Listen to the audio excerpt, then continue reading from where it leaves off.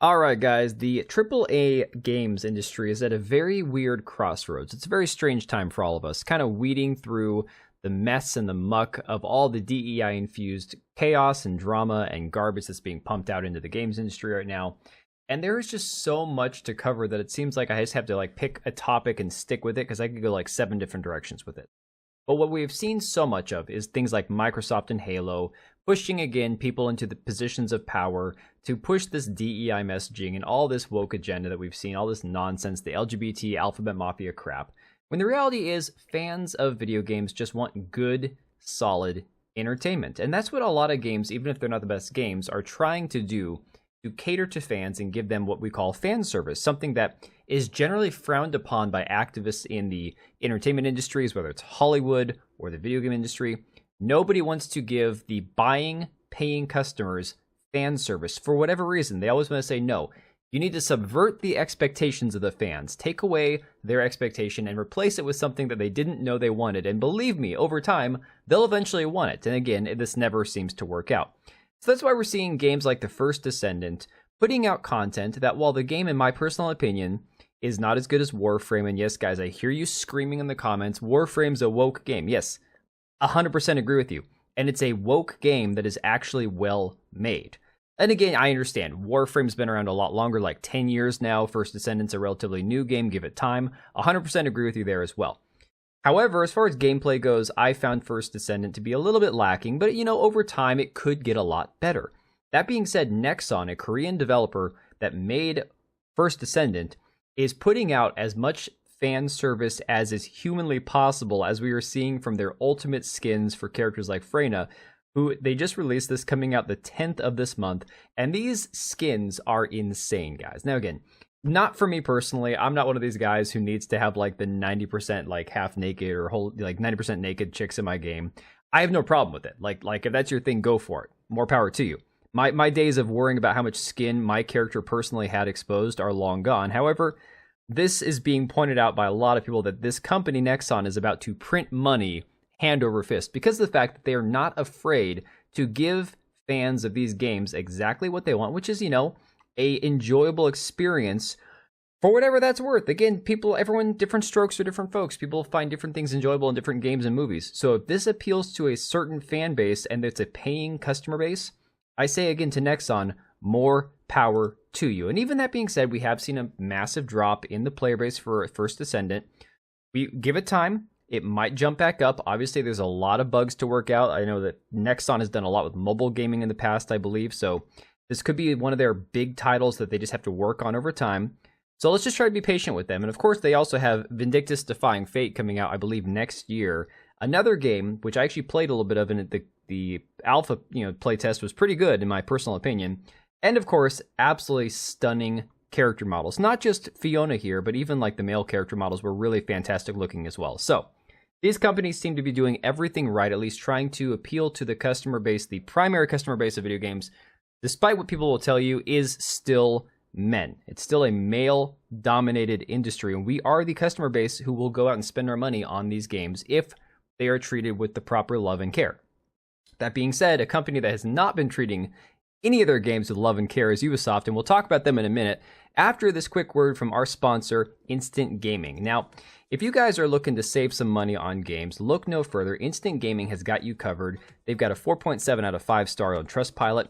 Very reliable. They've got keys for all the major platforms, whether it's console like PlayStation or Nintendo, or Steam or Epic on PC. You can save money on all the top games. You can even look up their pre-orders. They've got discounts on pre-orders available as well, such things as Kingdom Come Deliverance 2. Or you could just pick up a copy of Final Fantasy 16, save 21% off of that, which is a fantastic deal. And of course, they have got my giveaway going for the rest of the month. Sign up, doesn't cost you anything. You can just get whatever key you want to use on the website if you win the giveaway, so sign up today. Massive thank you to Instant Gaming for sponsoring the channel. So, Ubisoft is in a really bad place. Ubisoft, a company who hates their customers, obviously, does not have any respect for the paying customer, doesn't care about the actual fan base and player base of the majority of video games. And remember, Ubisoft is where Sweet Baby Inc. started. So if we're talking about ground zero, patient zero for a lot of this infestation into the video game industry where this woke activism really took root, look no further than Ubisoft. And they're in a bad way right now.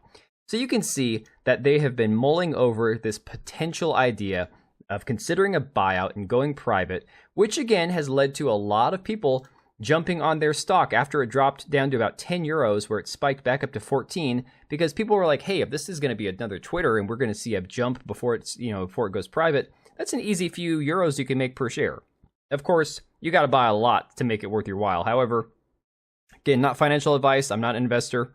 But that being said, you can obviously tell that's what happened right about this point here. Now we've seen the stock dip back down while there's uncertainty today about whether or not this will come true.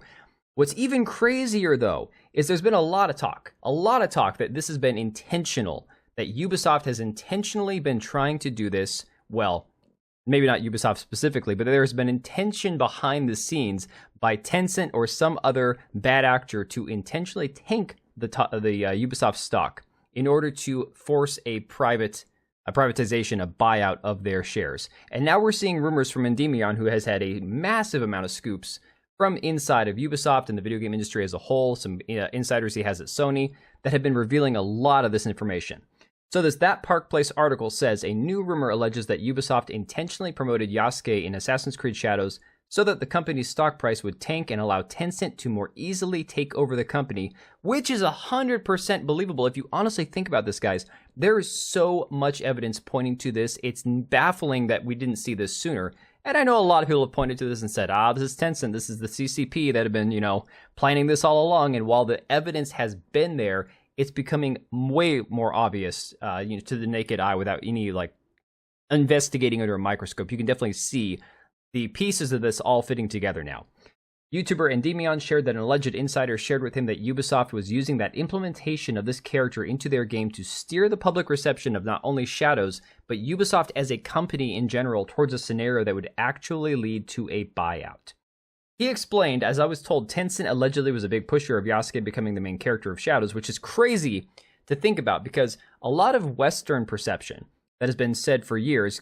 Again, we've seen things where Disney had to shrink African-American characters on posters in China because the belief is that Chinese people don't like black people. And now we're hearing that Tencent wanted to push a black character to the forefront of Assassin's Creed Shadows, which is set in Japan. So there's all sorts of weird situational, inexplicable situations behind the scenes that we're seeing. But apparently this is a thing that Tencent wanted Yasuke as the main character to tank the stock. It says Ubisoft, of course, was considering the idea, but Tencent was really the ones that pushed the vision into reality. Allegedly, Yasuke was pushed because Tencent knew the inclusion of his character as the leading man in a Japanese Assassin's Creed game would raise many eyebrows and cause public outcry, which I mean, they're right, it did exactly that, he continued. And the discussion surrounding the game has not died down since for good reason. As I'm told, decisions like implementing Yasuke, which would lead to many boycotting the game, was something pushed by Tencent investors to purposely tank Ubisoft in order to weaken the company towards an acquisition effectively leading to Ubisoft, as we know, becoming far weaker, worth far less than it should be, and placing itself plump and ready for Tencent to waltz in and swallow the entire company whole and obtain them, he stated. Now, this is also important to point out because a lot of the investor drama behind the scenes has revolved around the fact that the Guillemot family, the Guillemot brothers, who have control of 4 or 5 different companies, they're involved in several different endeavors.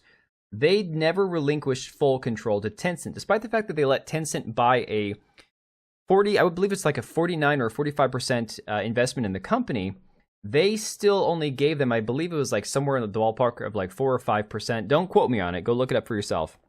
But a very small percentage of control in the company itself. So it was well, you can invest up to a certain percentage, but we're going to cap your influence at a very low amount.